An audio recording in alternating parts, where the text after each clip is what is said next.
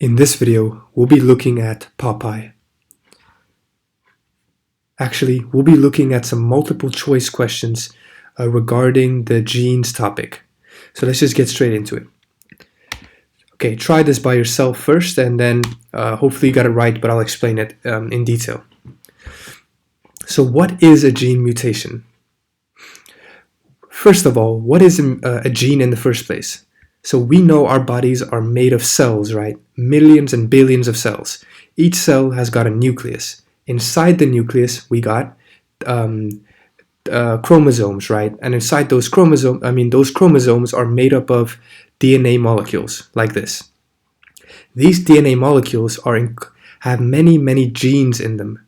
So for example, if we look at this DNA molecule, this segment, so this yellow segment, this gene, or this specific segment of the DNA, is considered a gene, and it might encode your eye color, or your height, or certain proteins that make your body function properly.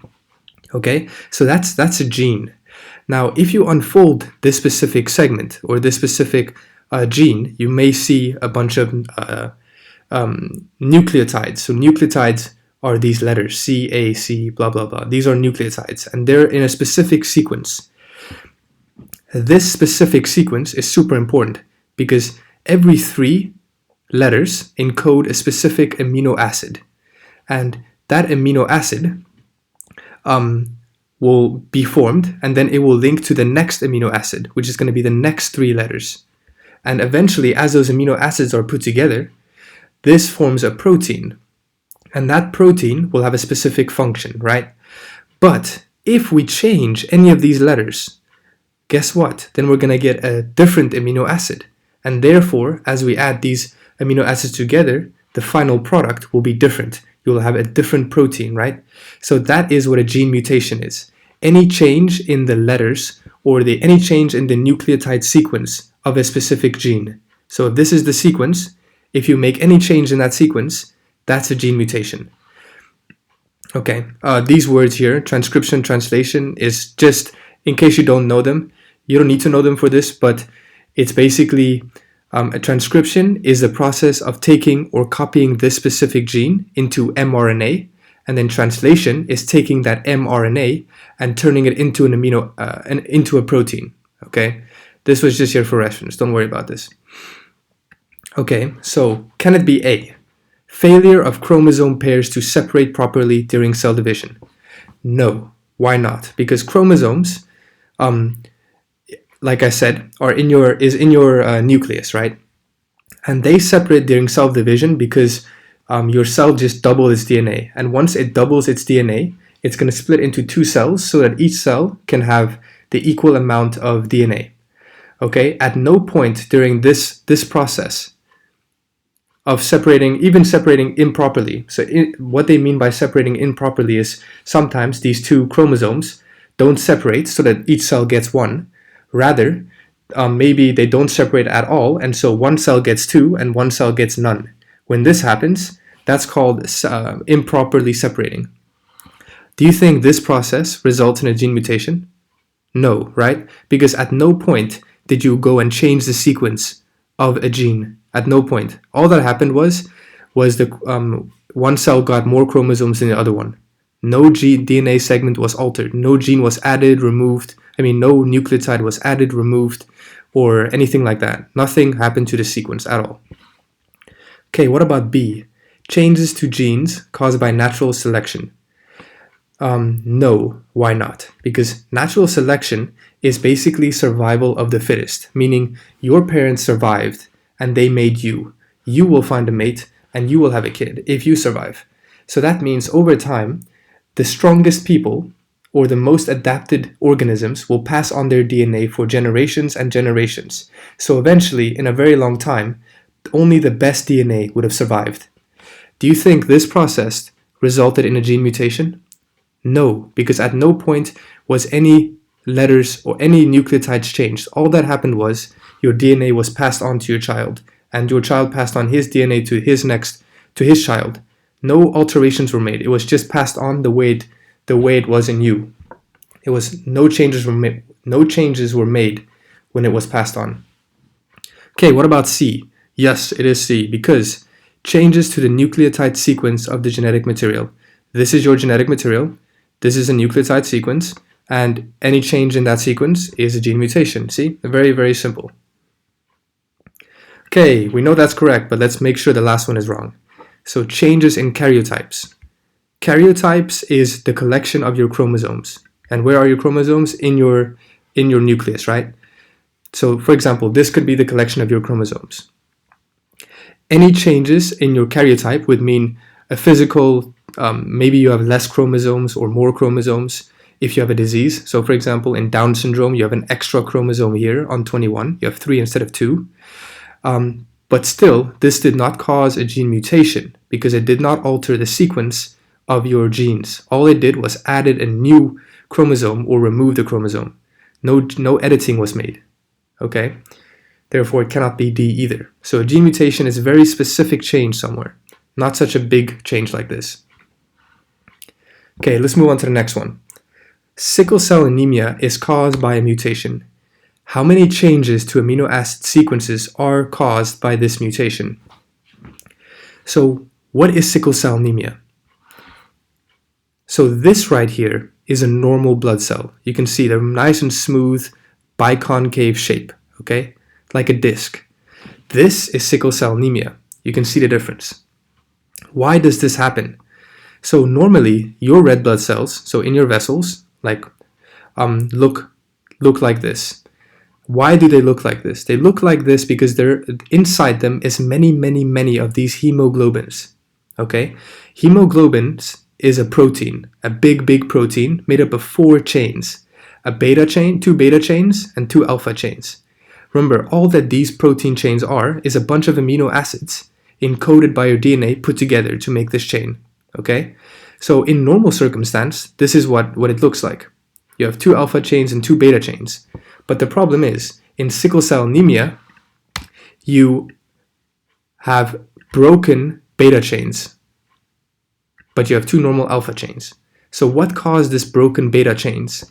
What caused this broken beta chains was a mutation, okay? So that's basically what sickle cell anemia is. And because of this mutation, having a different beta chain, that caused the shape of the entire cell to change. And when the shape of the entire cell changed like this, it can't carry oxygen properly anymore. Kind of like this guy. See, it carries 1 oxygen, not a whole bag, like a normal red blood cell. Okay. So specifically, what changes were made to make sickle cell anemia? How many of those changes? So remember, the normal DNA sequence for a red blood cell hemoglobin molecule, like I just mentioned, is a whole long chain, okay? A very long chain of DNA. And at one point in this long chain, there's an CTC, okay? And then it's just XXX. X just represents a random sequence that we don't care about. But at one point, there's a CTC sequence, okay? And the thing is, when there's during this mutation, the CTC is changed to CAC. So you can see the T became an A. Okay, and when this happens, instead of producing during transcription mRNA GAG, you produce an mRNA GUG.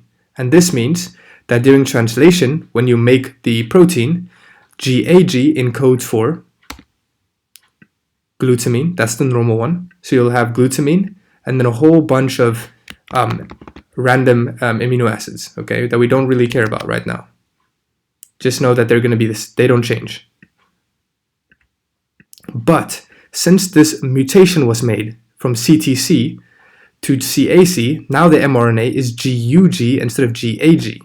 And GUG encodes for not glutamate, but actually another one by the name of valine, okay?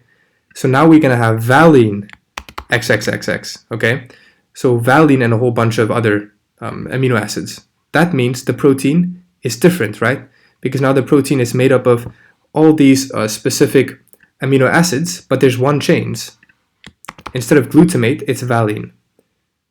So how many changes, so this should answer the question.